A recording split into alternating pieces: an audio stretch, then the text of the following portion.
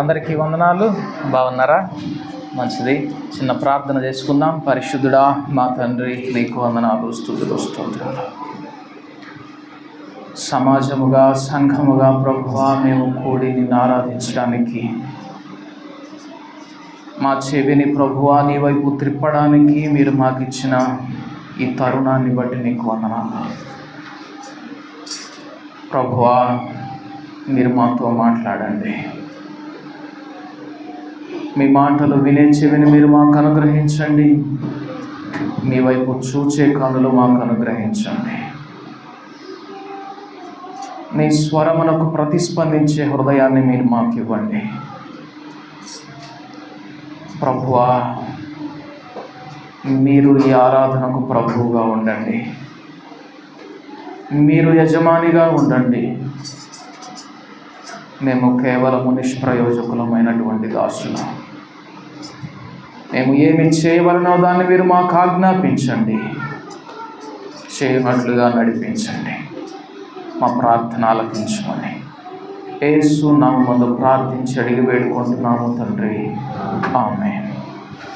ఈ దినాలలో దేవుడు నాకు పెట్టినటువంటి భారం ఏంటి అంటే, ప్రభువా మేము ప్రకటిస్తున్నటువంటి సంఘాలు సొదొమ గొమొర్రా వలె మారిపోకూడదు. అవును, మీరు విన్న మాట వాస్తవం. సంఘము సొదొమ గొమొర్రాలాగా మారడం అంటే ఏంటి? సొదొమ గొమొర్రా అనగానే జారత్వం అనే పాపాన్ని మాత్రమే చూడొద్దు. యెషయా గ్రంథము 1వ అధ్యాయము 9వ వచనం, సైన్యములకు అధిపతియగు యెహోవా బహు కొద్దిపాటి శేషము మనకు నిలుపని ఎడల మనము సొదొమ వలె నుందుము, గొమొర్రాతో సమానముగా ఉందుము. దేవుడు కొద్ది మందినైనా శేషాన్ని మనకు మిగిలించి ఉంచకపోతే మనం ఎలాగ మారిపోతామంటున్నాడు? సొదొమలాగా ఉంటాం, గొమొర్రాలాగా ఉంటాం అంటున్నాడు. ప్రతివాని పని తీర్పు దినాన అగ్నికి పరీక్షించబడేటటువంటి ఆ తరుణంలో, when there is no leftover for our work, మనము చేసినటువంటి పరిచర్యకు కానీ పనికి కానీ ఏ శేషము మిగులకపోతే మనము కూడా సొదొమ గొమొర్రాతో సమానమే. సొదొమ గొమొర్రాలో ఏమైనా మిగిలిందా? ఏమీ మిగలలేదు. ఈ దినాల్లో నా హృదయ భారం అలాగే ఉంది. ప్రభువా చాలా అద్భుత ఆశ్చర్య కార్యాలు మా మధ్య నువ్వు చేస్తూ ఉన్నావు. నీ ప్రతి వాగ్దానాన్ని నిలుపుకుంటున్నావు, నెరవేరుస్తున్నావు. తీర్పు దినాన మేము నీ ఎదుట నిందారహితులముగా, నిరపరాధులముగా నిలవబడడానికి మాలో శేషము లేకపోతే, ఎన్ని సంవత్సరాల పరిచర్య అయినా, ఎంత గొప్ప సేవకుల పరిచర్య అయినా కూడా మేము సొదొమ గొమొర్రాకు తీసిపోయిన వారమేమీ కాము. మేము శేషము మిగిలిన వారిగా కనబడాలి అని ప్రార్థన చేస్తూ ఉన్నాం. ఎందుకంటే ఆయన నమ్మదగినటువంటి వాడు, మాట ఇచ్చి నెరవేర్చని వాడు కాడు, తొట్టిల్లకుండా నిలువపెట్టేటటువంటి వాడు ఆయన. కానీ ఎంతమంది ఆయనతో పాటుగా అలా నిలవబడడానికి ఇష్టపడుతున్నారు, సిద్ధపడుతున్నారు? చూడండి, నేను మీతో చెప్పాను ఇంతకుముందు కూడా, ఈ సంవత్సరపు వాగ్దానము దేవుడు నాకు ఇచ్చినటువంటిది. నేను మీ మధ్య అద్భుత ఆశ్చర్య కార్యములు చేయుదును గనుక మిమ్మును మీరు పరిశుద్ధపరచుకొనుడి. ఆ వాగ్దానం నెరవేర్పును ఆల్రెడీ చూస్తూ ఉన్నాం. నిజంగానే దేవుడు అద్భుత ఆశ్చర్య కార్యాలు జరిగిస్తూ ఉన్నాడు. మనం ఏది అడిగినా కూడా కాదనకుండా ఇస్తూ ఉన్నాడు. ఆయన కోరుకుంటుంది మనలను మనము పరిశుద్ధపరచుకోవడం మాత్రమే. చాలా అద్భుత కార్యాలు చేస్తూ ఉన్నాడు. ఒక దినాన ఆయన చేసిన కార్యాలను గురించి కూడా మనం చర్చించుకుందాం. సరే, మెట్టుకు ఎందుకు నేను సొదొమ గొమొర్రా వలె సంఘాలు అయ్యే పరిస్థితి ఉంది. ఇక్కడ మనం చూస్తే సొదొమ గొమొర్రా అని ఆ తీర్పు పొందినటువంటి సొదొమ గొమొర్రా గురించి మాట్లాడడం లేదు. ఇక్కడ యెషయా ప్రవక్త సొదొమ న్యాయాధిపతులారా యెహోవా మాట ఆలకించుడి. దేవుని మాటలు వినని వాళ్లకు కాదు సొదొమ అని చెప్తా ఉన్నది.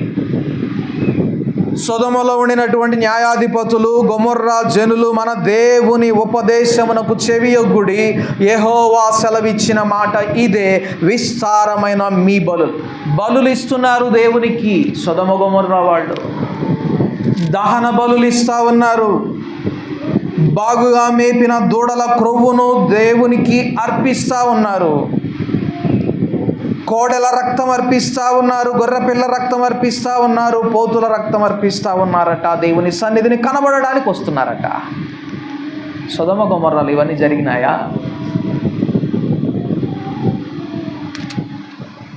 సొదొమ గొమొర్రా అనగానే మనం ఆ లోతు దినములలో జరిగినటువంటి ఆ సంఘటన ఒక్కదాన్ని మనం జ్ఞాపకం చేసుకుంటాం. కానీ సంఘాలలో కూడా సొదొమ గొమొర్రా పరిస్థితులు వస్తున్నాయి.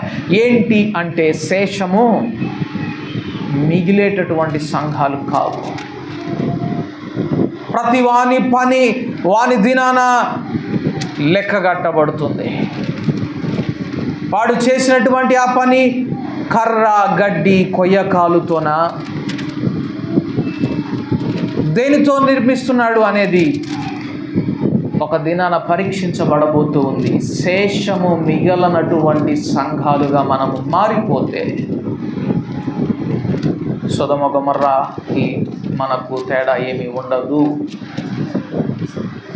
మనం దేవుని సన్నిధిని కనబడడానికి వచ్చినా, దేవుని సన్నిధిని దహన బలులు అర్పించినా, ఈ ప్రార్థన యోగాలు చేసినా కూడా సొదొమ గొమొర్రాకు మనకు ఏమీ భేదం ఉండదు, శేషము మిగులకపోతే. ఎందుకు అంత ప్రాముఖ్యం అంటే, దేవుని ఎదుట నిందారహితులముగా మనం కనబడాలి అనేది దేవుని యొక్క ప్రధానమైనటువంటి వాంఛ. ఫిలిప్పీలకు రాసినటువంటి పత్రిక 2వ అధ్యాయంలో ఆ మాట ఉంటుంది. ఫిలిప్పీలకు రాసినటువంటి పత్రిక 2వ అధ్యాయము 4 నుంచి, మీరు మూర్ఖమైన వక్రజనము మధ్య నిరపరాధులను, నిష్కళంకులను, అనింద్యులునైన దేవుని కుమారులగునట్లు. దేవుని కుమారులం అవ్వాలి. దేవుని కుమారులు ఎలాంటి వారుగా ఉంటారు? అనింద్యులు అనే మాటను చూస్తున్నాం. Blameless Sons before the father. తండ్రి ఎదుట అనింద్యులైనటువంటి కుమారులుగా ఉండడమే క్రైస్తవునికి దేవుడిచ్చినటువంటి పిలుపు. చూడండి, కుమారునికి పిల్లవానికి తేడా ఏంటి? ఒక పసివాడిని తీసుకొని వచ్చి వీడు అనింద్యుడా అంటే అనింద్యుడనే చెప్తాం. వాడి మీద ఏదైనా నిందారోపణ, నేరారోపణ వేయడానికి ఉంటుందా? ఉండదు. అందుకే మన భారతదేశ చట్టాలలో కూడా బాల నేరస్తులకు ఒక ప్రత్యేకమైనటువంటి చట్టం ఉంటుంది.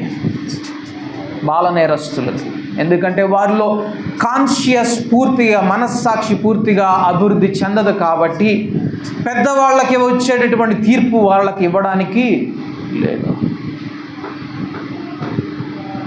చూడండి, పిల్లలకు కుమారులకు చాలా తేడా ఉంటుంది. దేవుడు మనం ఆయన పిల్లల వలె ఉండాలని కోరుకోవట్లేదు, ఆయన కుమారుల వలె ఉండాలని కోరుకుంటున్నాడు. అనగా ఎదిగినటువంటి పిల్లలుగా ఉండాలని కోరుకుంటూ ఉన్నాడు. ఈ కుమారులు ఎలాంటి వారుగా ఉండాలి? అనింద్యులుగా ఉండాలి. ఏ నేరము కూడా వారి మీద మోపడానికి ఆస్కారం లేనటువంటి వారిగా ఉండాలి, నిరపరాధులుగా ఉండాలి.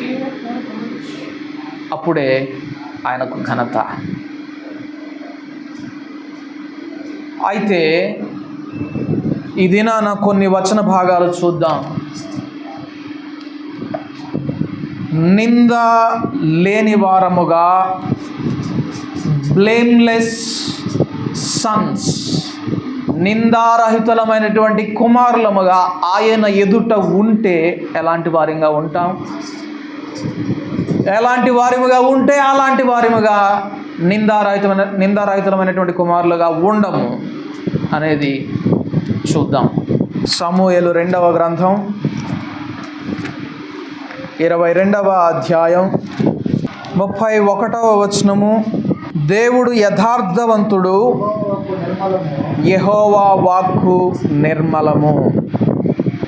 ఇది దావీదు మహారాజు రాసినటువంటి కీర్తన.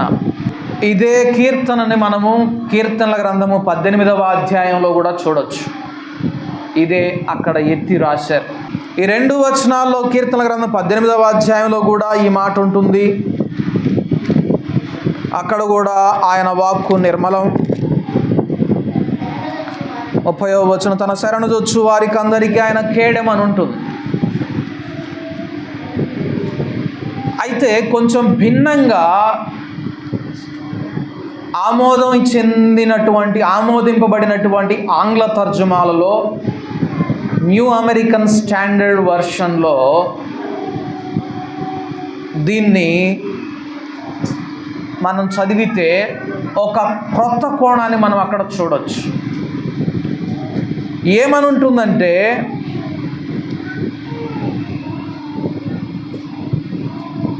As for God his way is blameless. దేవుని విషయానికి వస్తే ఆయన మార్గము నిందారహితమైనటువంటిది. The word of the Lord is tested, he is a shield to all who take refuge in him. దేవుని వాక్యము పరీక్షించబడుతుంది, తన్ను ఆశ్రయించిన వారికందరికీ కూడా ఆయన ఒక కవచముగా ఉంటాడని తర్జుమా చేయబడింది. యెహోవా వాక్కు నిర్మలము అని ఇక్కడ ఉన్నది, అక్కడ టెస్టెడ్ అని ఉంది, అంటే పరీక్షించబడింది అని ఉంటుంది. ఇదే కీర్తనల గ్రంథంలో రాయబడినటువంటి మాటకి గాడ్స్ వర్డ్ ట్రైడ్ అని ఉంటుంది, అంటే దేవుని వాక్యము ప్రయత్నించబడింది అని అర్థం, అంటే ప్రాక్టీస్లో పెట్టబడింది. ఊరికే చదివింది కాదు, వారు ప్రయోగించినటువంటిది అనే మాట ఉంటుంది. ఎప్పుడు మనము నిందారహితులముగా ఉంటామంటే 2 వచనాలు మనము NASB వ్యూలో చూస్తే, దేవుని వాక్యం మనలో ట్రై చేయబడి టెస్ట్ చేయబడినప్పుడు మనం నిందారహితులంగా తేల్చబడతాం. ఎంతమందిని దేవుని వాక్యం అలాగా పరీక్షించబడి ప్రయోగించబడింది ఎంతమంది జీవితాలలో? దేవుని వాక్యం అనేది మనలను బ్లేమ్లెస్ పర్సన్స్గా, నిందారహితులుగా మనల్ని మార్చుతుంది. నిందారహితులుగా ఉండేవారు మాత్రమే దేవుని మార్గంలో నడుస్తారట. కీర్తనల గ్రంథం 37వ అధ్యాయము 18వ వచనంలో కూడా, కీర్తనల గ్రంథము 37వ అధ్యాయము 18వ వచనం, నిర్దోషుల చర్యలను యెహోవా గుర్తించుచున్నాడు అని తెలుగు బైబిల్లో ఉంది. కానీ ఇంగ్లీష్ బైబిల్లో ఏమనుంటుందంటే, the Lord knows the days of the blameless అని ఉంటుంది. నిందారహితుని యొక్క దినములు దేవునికి తెలుసు అని ఉంటుంది. నా దినముల పరిమాణం నాకు లెక్కించుట నేర్పించు. ఎప్పుడు తెలుసుకోగలుగుతావంటే, నువ్వు నిందారహితునివిగా ఉండినప్పుడు నీ దినములు నీకు తెలియపరచబడతాయి. God knows the days of the blameless, and their inheritance will be forever. వారి స్వాస్థ్యము నిత్యము నిలుచును అని ఉంటుంది ఇంగ్లీష్ బైబిల్లో. కాబట్టి మనము నిందారహితులముగా ఉండడం అనేది చాలా ప్రాముఖ్యము. మన దినములన్నీ కూడా దేవుని దృష్టిలో ఉండడం అనేది చాలా గొప్ప ఆశీర్వాదం. అది ఎవరికి అనుగ్రహించబడుతుందంటే నిందారహితులుగా ఉండేవారికి, అనింద్యులుగా ఉండేవారికి వారి దినములు దేవుని దృష్టిలో ఉంటాయట. అలాగే 37వ అధ్యాయం 37వ వచనం కూడా ఒకసారి చూద్దాం. నిర్దోషులను కనిపెట్టుము, యథార్థవంతులను చూడుము, సమాధానపరచు వారి సంతతి నిలుచును. చూడండి,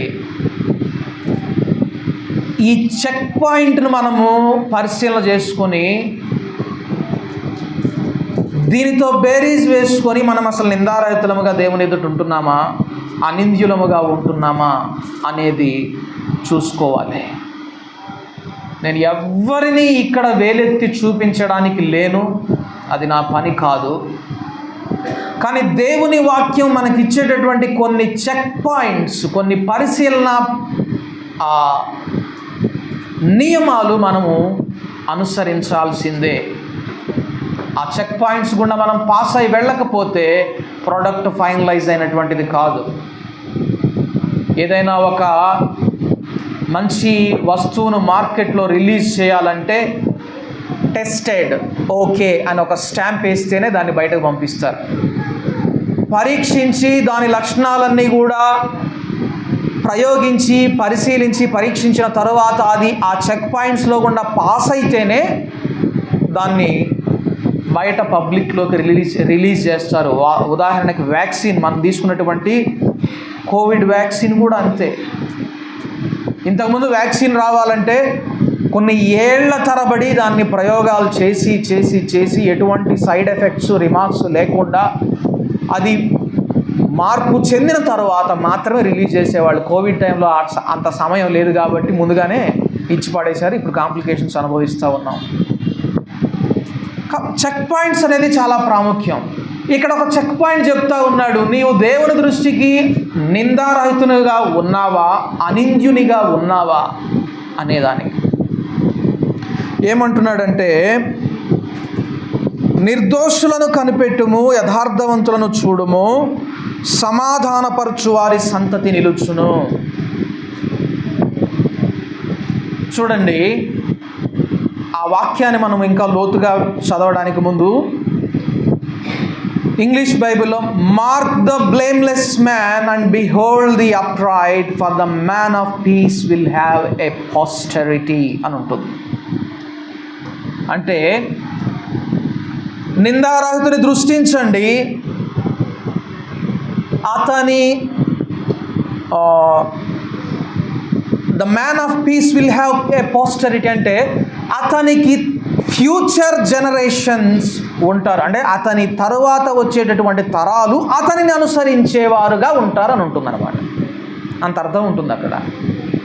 సమాధానపరచు వారి సంతతి నిలుచును అనే మాటకు ఇంగ్లీష్ బైబిల్లో ఏమని అర్థం ఉంటుందంటే, నిందారహితునిగా నడిచేటటువంటి విశ్వాసి యొక్క తరువాతి తరం ఎలాగుంటుందంటే అతన్ని అనుసరించేదిగా ఉంటుంది అని ఉంటుంది. అందుకే దేవుడు అబ్రహాము యాకోబుతో అన్నప్పుడు, నేను నీ తండ్రి అయినటువంటి అబ్రహాము దేవుడను, ఇస్సాకు దేవుడను. చూడండి, generations will follow your righteousness and your faithfulness. నీ విశ్వాసాన్ని నీ తరువాతి తరం అనుసరిస్తుంది, నీ నీతిని నీ తరువాతి తరం అనుసరిస్తుంది. ఎవరికి? If you are blameless before the Lord. దేవుని ఎదుట నువ్వు అనింద్యునిగా ఉంటే, అదే చెక్ పాయింట్. మన తరువాతి తరము దేవునిని అనుసరించని తరముగా, లేక మన విశ్వాసమును వెంబడించని తరముగా కనుక ఉంటే కారణం ఏంటి? ఆ చెక్ పాయింట్లో ఈ ప్రోడక్ట్ ఫెయిల్ అయింది, ఈ పరీక్షలో ఫెయిల్ అయింది. అనింద్యులుగా, నిందారహితులుగా ఉండవలసినటువంటి స్థితిలో లేము. The future generations will follow their righteousness. భావి తరాలు వారి నీతిని అనుసరిస్తాయి, వారి విశ్వాసాన్ని అనుసరిస్తాయి. ప్రియ సహోదరులారా, మన పిల్లలు, మన తరువాతి తరము దేవునిని వెంబడించాలి అంటే మనము అనింద్యులుగా, నిందారహితులముగా ఉండడం చాలా ప్రాముఖ్యం. అది ఈజీ, అది మనం తేలికగా తీసుకునేటటువంటి విషయం కాదు. నిందారహితులముగా ఆయన ఎదుట నిలవబడడానికి మనం ప్రయత్నం చేద్దాం. ఇక్కడ అంటున్నాడు సమాధానపరచువారు అంటున్నాడు. ఎందుకు మనము దేవుని ఎదుట నిందారహితులుగా ఉండాలని కోరుకుంటున్నామంటే, దేవుని ఎదుట నిందారహితులుగా ఉండేవారే ఆయన కుమారులు, అనింద్యులునైనా దేవుని కుమారులగునట్లు. దేవుని ఎదుట నిలవబడేటటువంటి అర్హత ఎవరికి ఉంటుందో తెలుసా? అనింద్యులైనటువంటి వారికి ఆయన కుమారులుగా దేవుని ఎదుట నిలవబడేటటువంటి అర్హత ఉంటుంది. దీనికి ప్యారలల్ స్క్రిప్చర్గా ఇంకొక వాక్య భాగాన్ని చూద్దాం మనం. మత్తయి సువార్త 5వ అధ్యాయము, మత్తయి సువార్త 5వ అధ్యాయము 9వ వచనం. సమాధానపరచువారు ధన్యులు, వారు దేవుని కుమారులు అనబడుదురు. వారు దేవుని కుమారులు అనబడుదురు. నేను మారు మనసు పొంది బాప్తిస్మం తీసుకొని రక్షింపబడినంత మాత్రాన నేను దేవుని కుమారుడను కాను. ఇందా చెప్పాను, మనము దేవుని పిల్లలం అవ్వడానికి, దేవుని కుమారులం అవ్వడానికి వ్యత్యాసం చాలా ఉన్నది. దేవుని పిల్లలు అవ్వచ్చేమో, కానీ దేవుని కుమారులు అవ్వాలి అంటే దానికి కొన్ని ప్రత్యేక లక్షణాలు ఉంటాయి. అక్కడ చెప్తున్నాడు, సమాధానపరచువారు దేవుని కుమారులని పిలువబడతారట. దీనికి భిన్నంగా సమాధానాన్ని దెబ్బతీసేటటువంటి వారు, ట్రబుల్ మేకర్స్, సమస్యలను సృష్టించేటటువంటి వారు దేవుని కుమారులు అని అనబడరు. కుటుంబంలో సమాధానాన్ని, సంఘములో సమాధానాన్ని ఏర్పాటు చేయడానికి ఉపయోగపడే పాత్రగా నీవు నేను ఉంటే మనము దేవుని కుమారులమే. కానీ దారుణమైనటువంటి విషయం ఏమిటి అంటే, సమాధానాన్ని వెదకేటటువంటి వారు ఉండడం లేదు. కాన్ఫ్లిక్ట్స్ ఎప్పుడు వస్తాయి? ఎప్పుడైనా భేదాభిప్రాయాలు ఎప్పుడు వస్తాయి? భార్య గొడవ పడేటటువంటి వ్యక్తి అనుకుందాం, భర్త కూడా గొడవ పడేటటువంటి వాడైతే కాన్ఫ్లిక్ట్ వస్తుంది. రెండు చేతులు కలిస్తేనే కదా శబ్దము. కానీ ఒకరు తన స్వీయం విషయమై చనిపోయినప్పుడు దెర్ ఈజ్ నో కాన్ఫ్లిక్ట్, అక్కడ సమాధానం ఉంటుంది. చూడండి, అటివారు దేవుని కుమారులు అనబడుదురు. సమాధానపరచువారు దేవుని కుమారులు అనబడుదురు.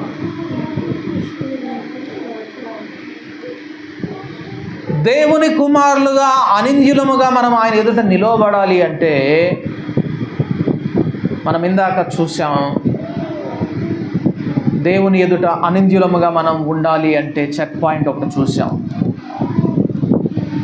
ఇంకొకటి, దేవుని వాక్యం మనలో ప్రయోగించబడాలి, పరిశీలించబడాలి, పరీక్షించబడాలి, అది చూసాం.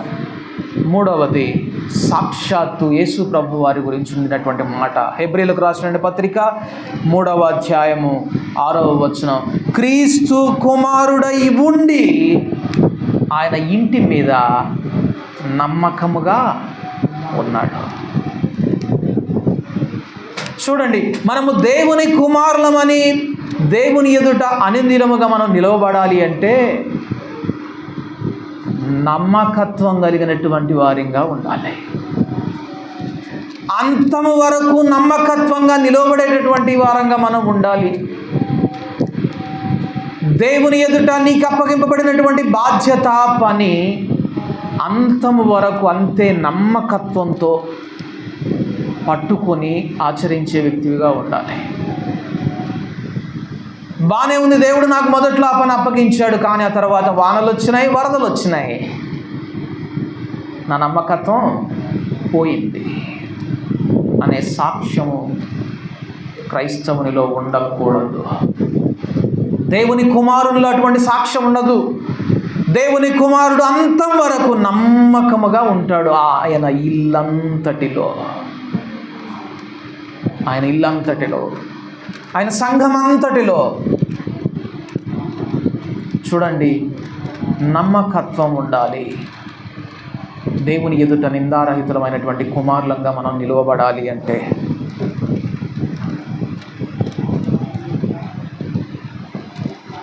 ఇంకొక భాగం మనం చూస్తే ఫిలిప్పీలకు రాసినటువంటి పత్రిక 2వ అధ్యాయం. వీళ్ళెందుకు అనింద్యులైనటువంటి దేవుని కుమారులుగా లోకములో ప్రకాశిస్తూ ఉన్నారో అక్కడ చెప్తా ఉన్నాడు. ఫిలిప్పీలకు రాసినటువంటి పత్రిక 2వ అధ్యాయము 14వ వచనము. మీరు మూర్ఖమైన వక్రజనము మధ్య, మీరు ఎక్కడ అనింద్యులుగా ఉన్నారు, ఎక్కడ అనింద్యులైనటువంటి దేవుని కుమారులుగా ఉన్నారంటే ఎక్కడున్నారు? మూర్ఖులైన వారి మధ్య, వక్రజనము మధ్య. అనింద్యులైనటువంటి దేవుని కుమారులుగా ఉన్నారు. ఏంటి నీకు వారికి తేడా? వారిని ఏది మూర్ఖులుగా చేసింది, వారిని ఏది వక్రజనముగా మార్చింది, మిమ్ములను ఏది అనింద్యులైనటువంటి దేవుని కుమారులుగా మార్చింది? అక్కడ అంటున్నాడు, సణుగులు సంశయములు లేవు మీలో. అది మీరు మానేశారు. అనింద్యులైనటువంటి దేవుని కుమారులుగా ఉండడం అంటే సణుగు ఉండకూడదు, సంశయం ఉండకూడదు. దేంట్లో? సమస్త కార్యములలో మీరు సణుగులు సంశయములు మాని. చూడండి, మనం చేసే ఏ పనైనా కూడా సణుగు లేకుండా, సంశయం లేకుండా చేసేటటువంటి భక్తి జీవితమే అనింద్యుడైనటువంటి దేవుని కుమారునిగా ఉండే జీవితం. సాధ్యమేనా అసలు? ఏ పనిలో కూడా సనగకుండా, సంశయించకుండా చేయగలగడం.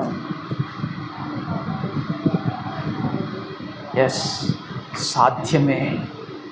ఎందుకంటే అది మనలను బట్టి కాదు, కానీ తొట్టిల్లకుండా మనలను నిలువబెట్టేటటువంటి ఆయనను బట్టి ఉంటుంది. ఆయన మనల్ని నిలువబెడతాడు. సమాధానమునకు కర్తయగు దేవుడు, సమాధానపరచడం నేర్పించేటటువంటి దేవుడు. ప్రతి పనిలో సణుగు సంశయము మాని సమస్త కార్యం చేసేవారుగా మనం మారితే అప్పుడు మనము చీకటిలో ప్రకాశించే జ్యోతులంగా ఉంటాం. అప్పుడు అబ్రహాం సంతానం అవుతాం. నిజంగా అబ్రహాముకు దేవుడు ఇచ్చినటువంటి వాగ్దానం ఏంటి? అబ్రహామా బయటికి రా అని పిలిచాడు. ఎప్పుడు? అర్ధరాత్రి పూట పిలిచాడు. చూడు, ఆకాశమందు నక్షత్రాలను లెక్క పెట్టగలవా? సాధ్యం కాదు. నీ సంతానం అలాగా చీకటిలో ప్రకాశించే సంతానం అవుతుంది. దాన్ని మనం ఏం చేస్తాం? Out numbered. మనం నంబర్ ఎక్కువ పెరిగిపోతే మనం కూడా అబ్రహాం సంతానం అని అనుకుంటాం. కాదు, చీకటిలో ప్రకాశించేవాడే అబ్రహాము సంతానము. దేవుని వాగ్దానం వలన కలిగిన సంతానం. ఎవరు వారు? మూర్ఖులుగా, వక్రజనముగా ఉండకుండా చేసే ప్రతి పనిలో సణుగు సంశయము మాని చేసేటటువంటి వారు. వీరికి ఉండే కొన్ని లక్షణాలు ఇంకా కొన్ని చూద్దాం మనం. యూదా పత్రిక యోధా పత్రిక 17-21 వచనాల వరకు చదువుకున్న 17 నుండి 21 వచనాల వరకు. యోధా పత్రిక 17 నుండి 21 వచనాల వరకు మనం చదువుకుంటే, అయితే ప్రియులారా, అంత్యకాలమునందు తన భక్తిహీనమైన దురాశల చొప్పున నడుచు పరిహాసకులుందురని. వీరు అన్యులు కాదు, జాగ్రత్తగా గుర్తుపెట్టుకోనండి. దేవుని సువార్తకు లోబడనటువంటి వారు కారు, దేవుని వాక్యము విననటువంటి వారు కాదు, మార్పు నొందనటువంటి వారు కాదు, మారు మనస్సు నొందనటువంటి వారు కారు. వీరు దేవుని జనాంగంలో చేర్చబడినటువంటి వారే, మారు మనస్సు అనుభవం గుండా వచ్చినటువంటి వారే. కానీ వీళ్ళు ఉండే లక్షణం ఏంటో తెలుసా? సమాధానపరచడానికి బదులుగా పరిహాసము చేయడం వారి లక్షణం, ఎగతాళి చేయడం వారి లక్షణం, కంపేర్ చేయడం వారి లక్షణం, పోల్చుకోవడం వారి లక్షణం. దానికి మూల కారణం ఏంటంటే, భక్తిహీనమైన దురాశల చొప్పున నడుచు పరిహాసకులుందురని మన ప్రభువైన యేసుక్రీస్తు అపోస్తలులు పూర్వమందు మీతో చెప్పిన మాటలను జ్ఞాపకం చేసుకుని, అట్టి వారు ప్రకృతి సంబంధులను ఆత్మలేని వారు నయ్యుండి భేదములు కలుగజేయుచున్నారు. చూడండి, సమాధానపరచడానికి పూర్తి భిన్నమైనటువంటి పరిచర్యను ఎంచుకునేటటువంటి వారు వీరు. ఏం చేస్తారు? భేదాలు కల్పిస్తారు, భేదములు కల్పిస్తారు, భేదములు కలుగజేయుచున్నారు. ప్రియులారా, మీరు విశ్వసించు అతి పరిశుద్ధమైన దానిని మీద మిమ్మును మీరు కట్టుకొనుచు. ఏంటి? సమాధానపరుస్తూ అనింద్యులైనటువంటి దేవుని కుమారులుగా సణుగులు సంశయములు మాని చీకటిలో ప్రకాశించేటటువంటి జ్యోతుల వలె దేవుని కుమారులుగా కనబడాలి అంటే ఏమి ఉంటాయంటే, వారిలో నమ్మకత్వం ఉంటుంది. దేవుని వాక్యం వారి జీవితాలలో ప్రయోగాత్మకంగా పరీక్షించబడుతుంది, పరిశీలించబడుతుంది. మూడవది ఇక్కడ చెప్తా ఉన్నాడు, పరిశుద్ధాత్మలో ప్రార్థన చేయడం ఉంటుందట. పరిశుద్ధాత్మలో ప్రార్థన చేయడం పెదవులతోటి చేసే ప్రార్థన కాదు, మనస్సుతో చేసేటటువంటి ప్రార్థన కాదు, నేర్చుకున్న ప్రార్థన కాదు.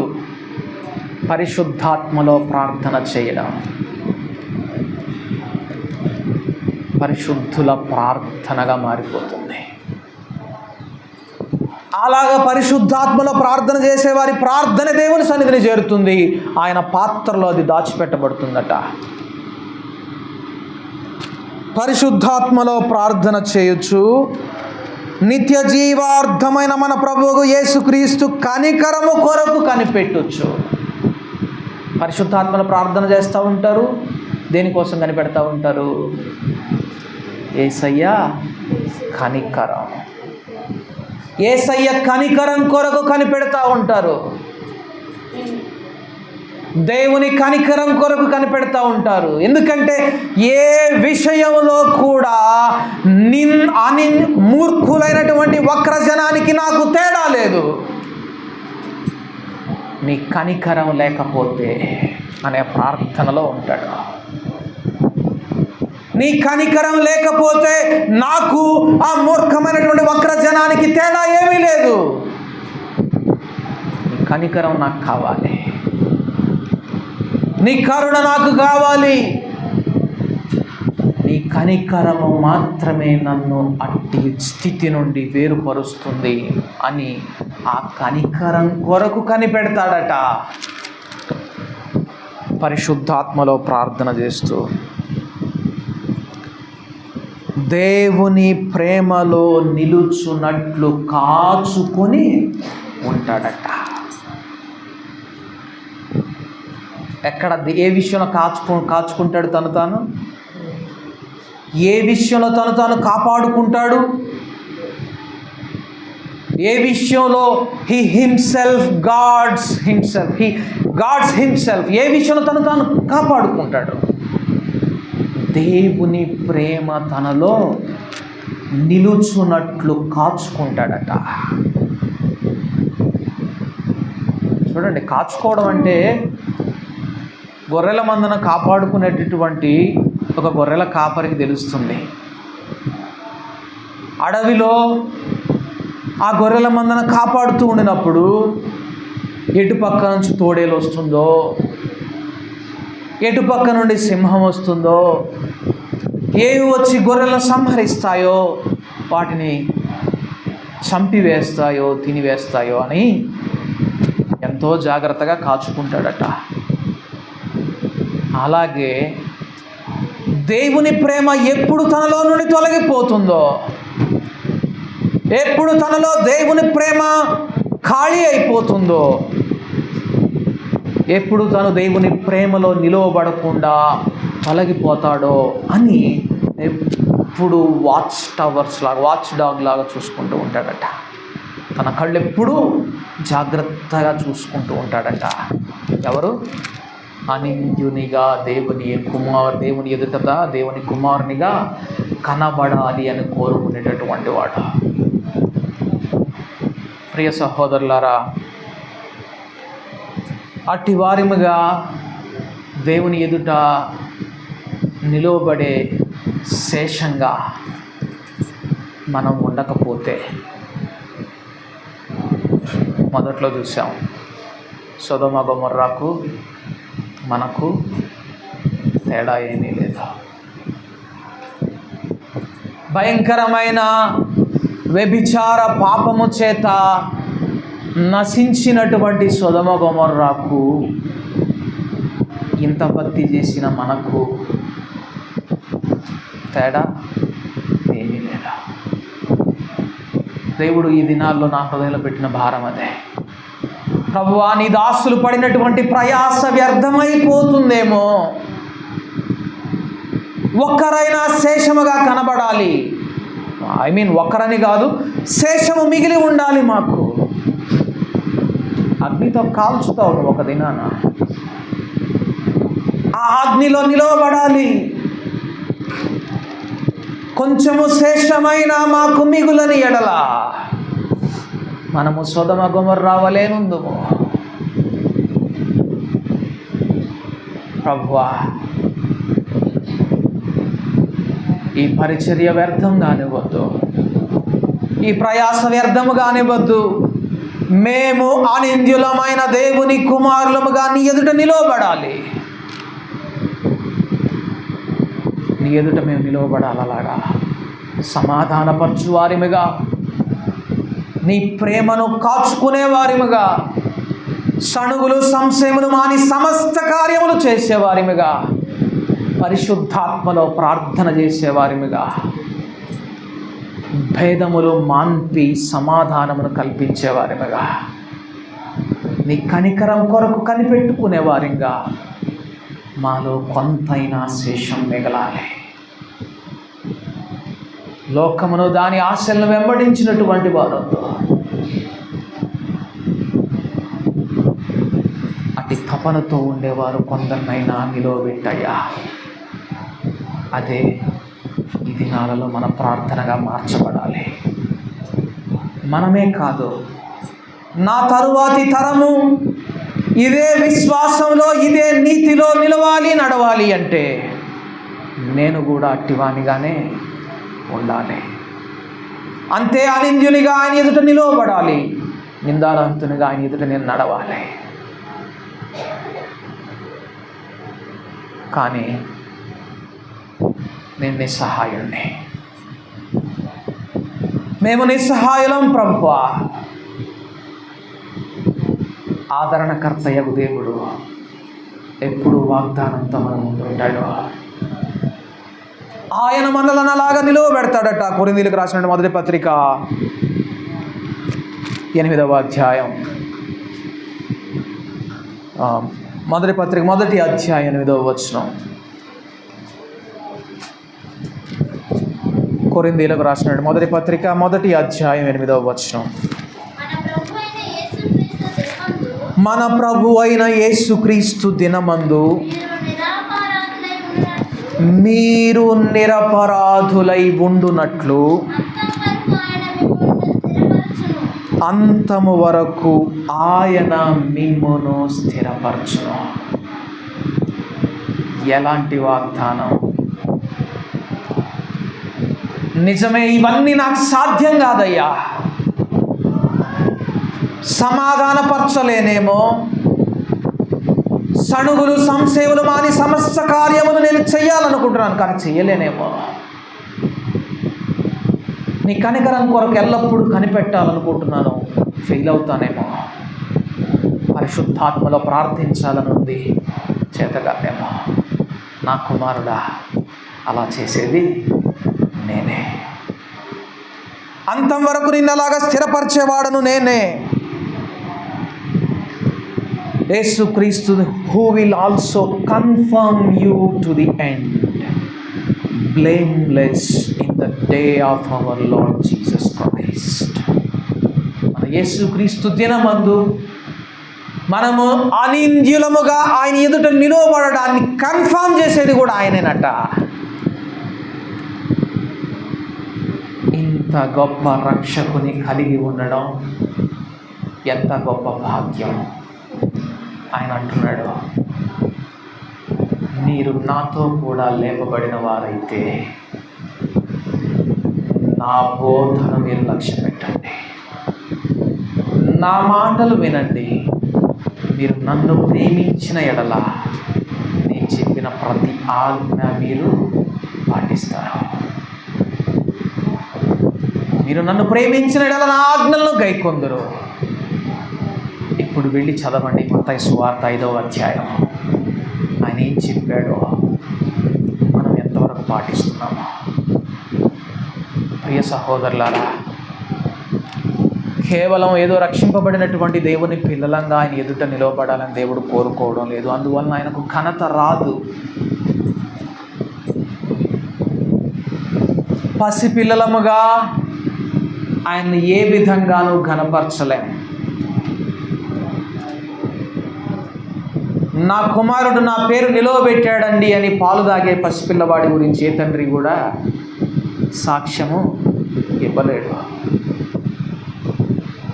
ఆ పసిపిల్లవాడే ఎదిగిన వాడై, కుమారుని స్థానానికి ఎదిగిన వాడై, తన తండ్రికి నిజంగా ఘనత తెచ్చినప్పుడే ఆ తండ్రి సంతోషించగలడు. ప్రియ సహోదరులారా, ఎంతకాలం మనం ఇంకా పసిపిల్లలం వలె ఉండి ఆయన చెప్పినటువంటి ఆజ్ఞలను మనం పాటించకుండా, లోబడకుండా ఉంటాం. ఆయన కోరుకుంటున్నాడు మనం ఆయన ఎదుట అనింద్యులమైనటువంటి కుమారులముగా ఉండాలని ఆయన కోరుకుంటూ ఉన్నాడు. ఆయన మనల్ని అలాగా నిలవబెడతాడని కూడా వాగ్దానం చేస్తూ ఉన్నాడు.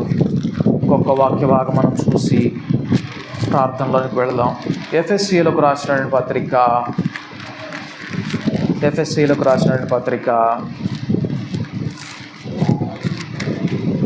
1వ అధ్యాయము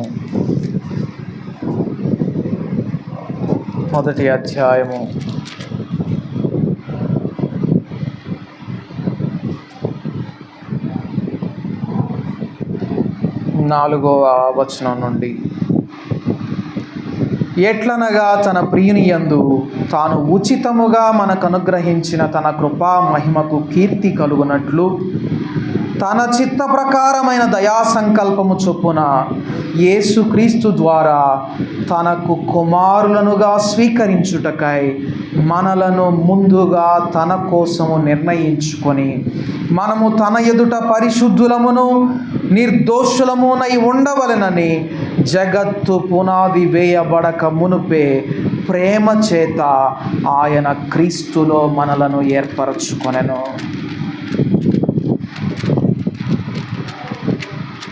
ఆయన ఎందుకు ఏర్పాటు చేస్తున్నాడు తెలుసా? ఆయన ఎదుట మనము పరిశుద్ధులము, నిందారహితులము అయి ఉండాలి అని ఏర్పాటు చేసుకున్నాడట. ఏదో కేవలం రక్షింపబడిన వారిగా సంఘంలో చేర్చబడి ఏదో పరలోక రాజ్యాన్ని స్వతంత్రించుకున్న వారిగా ఉండాలని కాదు. ఆయన ఎందుకు ఏర్పాటు చేసుకున్నాడు? ఆయన ఎదుట పరిశుద్ధులమును అనింద్యులమును నిందారహితులమునైనటువంటి దేవుని కుమారులముగా ఆయన ఎదుట మనం నిలవబడాలని ఆయన ఎప్పుడో సంకల్పించి ఏర్పాటు చేసుకున్నాడు. అలాగ నిలవబెట్టడానికి సమర్థత కూడా ఆయనే కలిగి ఉన్నాడు. నిలవబెట్టడానికి ఆయన సిద్ధంగా ఉన్నాడు. All he wants is your consent and my consent.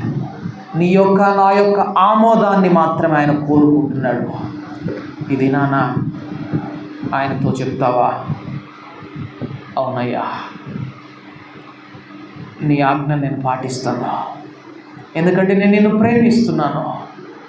సమాధానపరచువారు, నీతి కొరకు ఆకలి దప్పులు కలిగినటువంటి వారు, సాత్వికులు,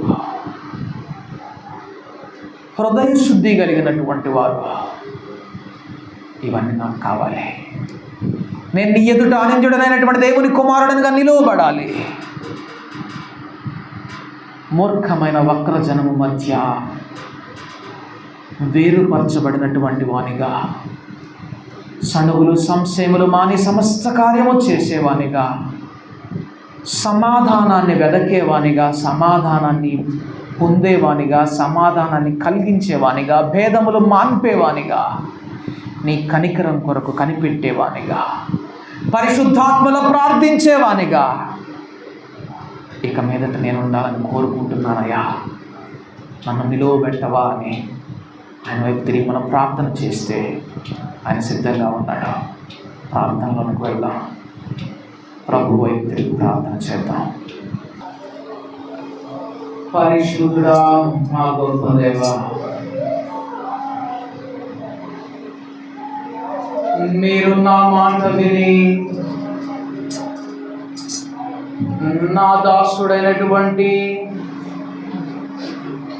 బబులోను రాజు యొద్దకు మీరు వెళ్తే మీరు కొంతైనా శేషము మీకు మిగిలి ఉండనిద్దును అని యెర్మీయా ప్రవక్త ద్వారా ప్రభువా మీరు ఆ దినాన ఇశ్రాయేలును హెచ్చరించారు. ఈ దినాన ప్రభువా మీరు మమ్మలను హెచ్చరిస్తూ మాట్లాడుతూ ఉన్నారు.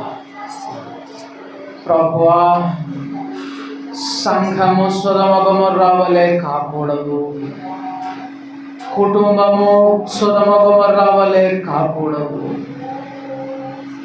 మేము విశ్వాస స్వాస్థ్యము కలిగిన వారమై ఉండాలి.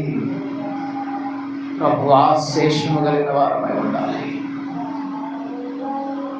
అలా ఉండాలంటే నీ ఎదుట మేము అనింద్యులముగా నిలవబడాలి. అనింద్యులమైనటువంటి నీ కుమారులముగా నీ ఎదుట నిలవబడాలి. నీ మార్గము తెలిసేది అనింద్యులైనటువంటి వారికి మాత్రమే. వారి దినములు నీకు తెలుస్తాయని చెప్పావు ప్రభువా. ప్రభువా, నిందారహితులముగా ఉండడం ఎంత ప్రాముఖ్యమో నువ్వు మాతో మాట్లాడి ఉండగా ప్రభువా ఏమో అశక్తులం. ప్రభువా తండ్రి, మేము ఈ దినాన కేవలం మేము అశక్తులము, నిష్ప్రయోజకులమైన దాసులం. ప్రభువా, మాకు చేయుటకు శక్తి చాలదు, మేము నీ వైపు చూస్తూ ఉన్నాం, మేము ఏం చేయాలో మాకు తెలియదని భక్తులు ప్రార్థించిన రీతిగా ప్రభువా ఈ దినాన మేము నీ వైపు తిరిగి మొర్ర పెడుతూ ఉన్నాం. తొట్టిల్లకుండా మమ్మల్ని నిలవబెట్టేవాడవు నీవే. నీ మహిమ ఎదుట ఆనందంతో మనం నిర్దోషులుగా నిలవబెట్టేది నీవే. ప్రభువా, నీ వైపు చూస్తూ ఉన్నాము. నీ మార్గంలో మమ్మల్ని మీ చేపట్టి నడిపించండి. నీ సహాయంలో గ్రహించండి. నీ ఆత్మ ద్వారా మమ్మల్ని మీరు సిద్ధపరచండి. ప్రభువా, మా పైన ప్రభువుగా, రాజుగా, అధిపతిగా, యజమానునిగా మీరు ఉండండి. ఈ స్వాస్థ్యంగా మీరు మమ్మల్ని మార్చండి. మా ప్రార్థన ఆలకించమని యేసు నామములో ప్రార్థించండి. ఆమేన్.